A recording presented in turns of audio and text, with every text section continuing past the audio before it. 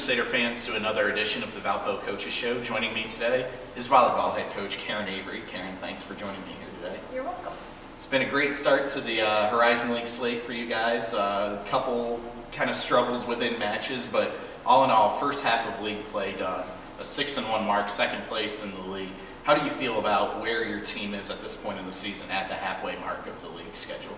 I am super happy to be standing where we are. I told everybody before the season even started, the conference season even started, that there was a lot of parity this year and it was going to be a tough race. And I think definitely this first half of conference play has proven that.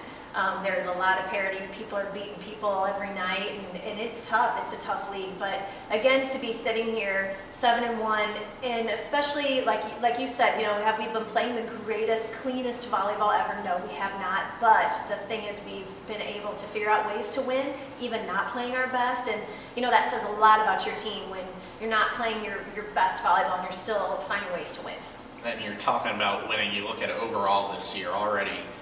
Nearing that 20-win mark again, a mark which every season you've been head coach, the program's gotten to 20 wins. There's a group of 12 schools nationwide, and some of the best, Penn State, your Hawaii, your Florida, some of the nation's biggest powerhouses, and here we are, Valparaiso on this list, having been able to win 20 matches, looking for a 12th straight year with just a couple wins to go. What's it mean for the program to be able to maintain that level of performance, even when you're rotating in new players every few years?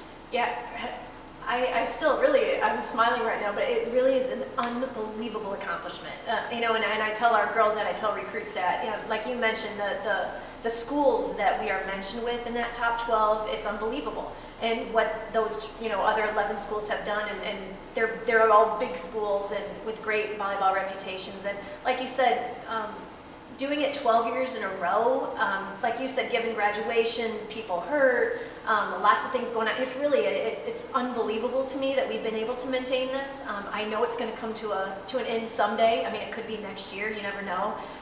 It's hard. It's one of our #1 goals every year. You got to win a lot of non-conference games, and you got to win a lot of conference games to get to that mark. I don't really know how we've been able to do it, except for the fact, honestly, that we pride ourselves in bringing the right kind of kid to our program that will really buy into the system that we believe in here. And luckily for us, I think almost every recruit we've had has believed in our system. And we just have a great team chemistry every year.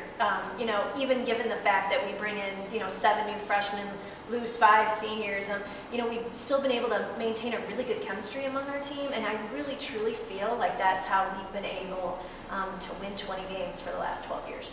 Looking at a couple of those players you brought in first, going back to last week, senior Sarah Dooms, just a tremendous week, a couple of really outstanding performances against IUPUI and then against Oakland on Friday night, and then of course in that Oakland match reaching her 1,000th career kill, and really rarefied air among Crusader volleyball players. Only 2 players in program history with at least 1,000 kills and 1,500 digs, and one of them is Sarah Dooms. Can you just talk a little about her career first of all, and then last week her performance was just outstanding?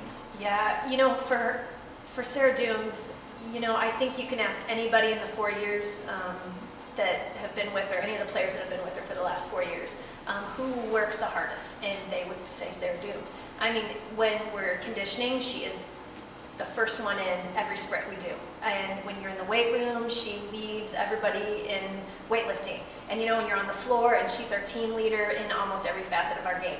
So it takes a special person to reach the milestone she did. And again, if you come to any of our practices, if you come to our conditioning sessions, if you are in the weight room, you will see why she's been able to reach that. Because she works. Honestly, she by far has been the hardest worker I've ever had in my 12 years here. And I've had some really hard workers, so that's saying a lot. But no question, Sarah Dooms will go in our books as the hardest worker that we've ever had. And like I said, and even in the classroom, she's a hard worker. So she's just somebody that is special, that she is overachieving in every aspect of her life, and it shows. It also, for a player to reach 1,000 and 1,500, it says a lot. It means she's played a lot for us, and she has. It's been unbelievable. She started as a freshman. She's played in almost every set of every match of her career.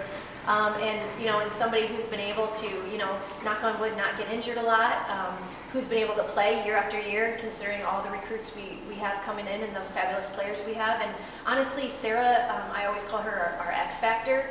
A lot of other of her teammates have gotten a lot of awards, and maybe she hasn't, but I tell you what, if you take Sarah Dooms off of our roster or off of our team, there's no way we would have won 20 games these last 4 years. She definitely is our X Factor, because when she's in the front row, we can count on her, and she's in the back row, we can count on her. And again, if you take her out of that starting lineup, we'd be in big trouble. Yeah. Sarah Dooms, just one of the tremendous players we've had in the program. Another one who's stepped up a lot recently. The reigning Horizon League Defensive Player of the Week, Ellen Vandenberg. Ellen, 18 blocks last week, this after a 10-block performance against Cleveland State the week before last. Just really has been a big part of the total team blocking effort these last few weeks, which has really coincided with your team's recent hot streak. Yeah, the great thing I think of the last 2 weeks for Ellen about her blocking is that she will be the first to tell you she's been struggling a little bit offensively for a variety of reasons. I think our passing kind of hasn't been very good, which has made our setting off a little bit, which has kind of made her hitting off. And I think she's been getting pretty frustrated because her hitting has gone down a little bit. And, we always tell our players, if one part of your game is down, bring the other one up. And that's what I've loved about Ellen the last 2 weeks, is that, again, her offense has been struggling a little bit for Ellen. Maybe the outsiders wouldn't know that, but for Ellen, her offense is struggling. And she's been able to pick up that slack defensively for us. And the greatest things, I think, if you look back at all her blocks, Cleveland State, IUPUI this weekend, they all came when we really needed them the most. And I think that's what really sticks out in my head. When it was 23-23 or 24-24, or, that we needed that big play, it was always Ellen in the mix with a big block. And that's what stands out for me the last 2 weeks with her. And like I said, I think it's awesome that part of her game has really picked up. And we know her offense is going to come back. So it's been great. I'm so excited for Ellen that she was able to get Defensive Player of the Week this week, because again, not only did she have a tremendous last 2 weeks blocking, but like I said, she always came through when we really, really needed it. Going from 2 current superstar players to one of the best in program history a little bit in the past, can you tell us a little bit about which past player you're going to be honoring this weekend as you play UIC? Yes, we are going to be honoring Angie Porshay on Saturday night. Arguably one of our best players in program history, our first ever All-American in program history, 2-time honorable mention All-American for us, and then an academic All-American her senior year. Angie was a phenomenal player. She's a phenomenal person, and we are so excited to honor her on Saturday night for all of her past accomplishments and everything that she has given to the program. And we have a few surprises in store for everybody on Saturday. So we hope, again, she wasn't just such a great player, but she's such a great person. And again, to be not only an academic All-American, but an All-American combined shows how special of a person she really is. So we are very excited to honor her on Saturday night. We also it is our TOCO night, which is a not-for-profit organization that serves needy kids in the Caribbean and in the U.S. And so if you come to our game, we would love a donation. If you cannot make it to the game, you can write out a check for TOCO and send it to me. And my husband, Mike Avery, is on the board of directors, and it's something that's very near and dear to our heart, that organization is. So we hope that everybody will come support us this weekend.